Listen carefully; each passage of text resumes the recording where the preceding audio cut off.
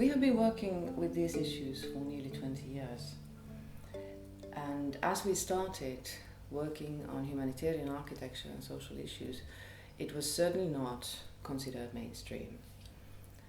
And we were very honored to be invited to be part of the main exhibition, and the fact that Aravena chose this theme for the Venice Biennale tells us that the great audience has become to realize that social issues are such a contemporary issue that certainly requires thorough attention and needs to be addressed by the profession of architecture.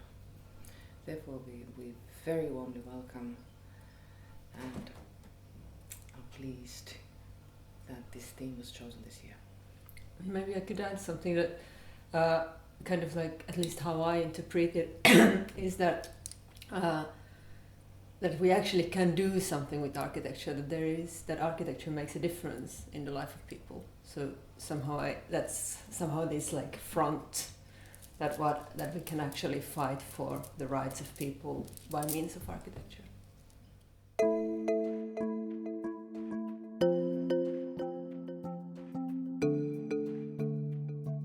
I think that architecture exhibitions should always be a reflection of our time, and perhaps the Biennale has been through the history kind of a picture of the time we're living in. When the postmodernism came, it was blooming at the Biennale, and later on it has also, when the blob architecture was at its greatest blooming time, it was at the Biennale. And now I think that somehow Aravena's theme and also the people invited to the main exhibition are somehow reflecting what's important, and I think that's really an interesting thing, that all of a sudden this that has been a bit off is all of a sudden not perhaps mainstream, but at least considered important.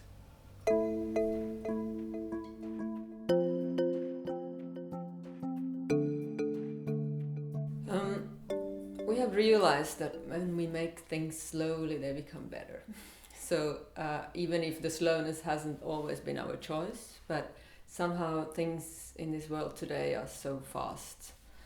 And by doing things slowly, there's a possibility that the things have time to evolve, and also working in different cultures as we do, the possibility to look at things from outside and to realize which are the things which are important to adapt and to take into the design and which are maybe not, needs time.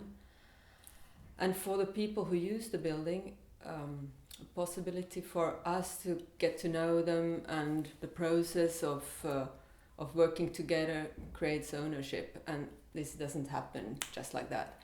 So actually with slowness, I think that we can achieve much more than if we do things fast.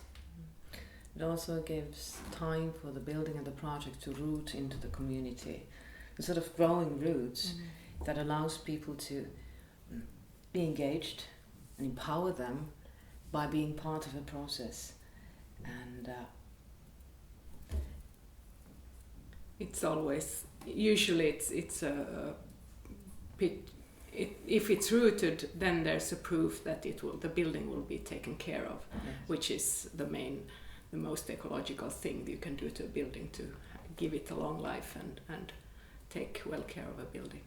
And it sort of also tells about the kind of follow-up we want to do, not actively, but in this exhibition, for example, we're telling the story of the Women's Centre that was completed in 2001. We're sort of showing slowly how it evolves and how the community takes ownership over time. And it grows into a story that's much more than just a building. It's a story of the community that takes the building as its own and knits it into their lives.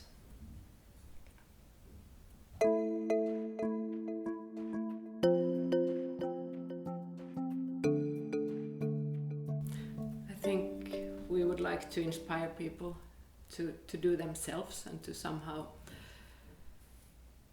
have the feeling that architecture has an important role in our society, not only for the surface, but to be rooted in the culture and change life and change the patterns in our social life.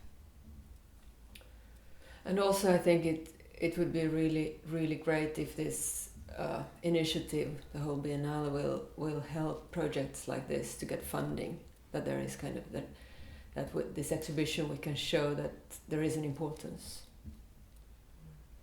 And also we want to underline that the ego of the architect is not important.